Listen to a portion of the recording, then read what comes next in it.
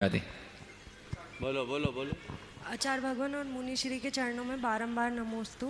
मुनिश्री जी, मैं आपका बहुत बहुत आभार प्रकट करना चाहती हूँ कि आपके माध्यम से आपने ये व्यक्त कर दिया कि फल सब्जी खा के भी लोग मतलब स्वस्थ हो सकते हैं। किडनी, लीवर, बीपी, ये सब की बीमारियाँ भी ठीक हो सकती हैं। मैंने लोगों को भरोसा दिलाने की कोशिश की, लेकिन लोगों को बिलीव ही नहीं होता कि फल सब्जियों से भी हम घर बैठे बिना दवाई के भी ठीक हो सकते हैं।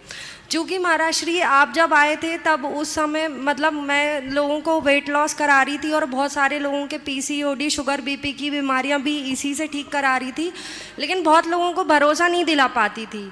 लेकिन फिर मैंने सोचा कि क्यों ना इसको भावना योग से जोड़ के देखा, तो बहुत सारे लोगों के बहुत अच्छे रिजल्ट भी आए। इवन एक हफ्ते पहले भी एक महिला आई जिसे 6 महीने से पीरियड आ ही नहीं रहे थे, और मैंने उसे साधारण वे में बोला कि इस डिटॉक्स प्लान के साथ तुम भावना योग कर लेना। वो 5वें दिन उसकी डाइट चालू हुई थी और उसने मुझसे कहा कि उसके पीरियड आ गए हैं। ये भावना योग का बहुत बड़ा चमत्कार है मेरी डिटॉक्स इस फल और सब्जी के साथ करने में।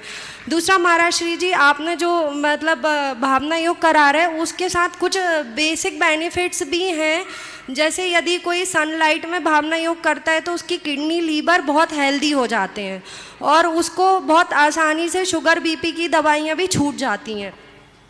दूसरा, यदि कोई सीजन के फल खाता है, कोई डिटॉक्स प्लान नहीं लेता, लेकिन हमेशा जो भी सीजन के फल खाता है सुबह खाली पेट, उसके साथ किसी प्रकार के अनाज का सेवन नहीं करता, तो वो ऑटोमेटिकली स्वस्थ हो जाता है। बॉडी में रोग प्रतिरोधक क्षमता बढ़ जाती है। उसके बाद जैसे भी सीजन की फल सब्जियां आती हैं उसका सेवन किया जाता है तो उससे शरीर में एनर्जी मिलती है और बहुत सारी बीमारियां, और जैसे एक उम्र चलते याददाश्त चली जाती है, वो सब चीज़ें भी रिपेयर होती हैं और ठीक भी होती हैं और बहुत जल्दी। और दूसरा, जैसे कि फलों के भी एक महत्व है कि जैसे हार्ट की प्रॉब्लम है तो वो लाल फल खाएं, जैसे अनार हो गया। बहुत अच्छा। आप तो पहले ये बताइए, भावना योग जो कर रहे हैं उनके लिए किस तरह से डाइट प्लान करना है, उतना संक्षेप में बता दीजिए।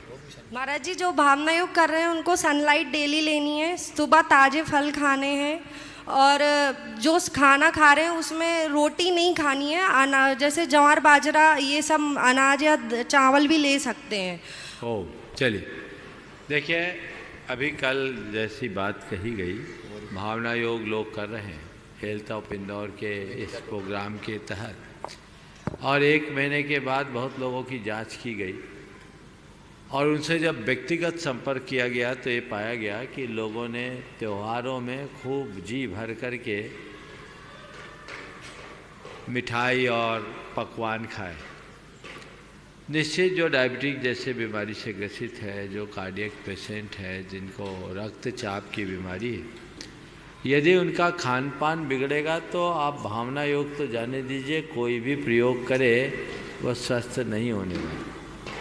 इसलिए जो भावना योग का प्रयोग कर रहे हैं उन सब से मेरा ये कहना है कि ये आप 3 महीने का प्रयोग है, इसमें अपने खान पान को भी व्यवस्थित करें और एक प्लान जो आप लोगों को पहले बताया गया उपलब्ध करा दिया, एक छोटा सा प्लान कि क्या क्या चीज़ें नहीं खाना और क्या चीज़ें खानी है, वह सब आप लोगों को मैसेज के माध्यम से आज पहुंच जाएगा, अपलोड कर दिया जाएगा। कर दिया महाराज जी? वो डला हुआ है या नहीं डला तो शायद आज डल जाएगा। और आज डल जाएगा विजय।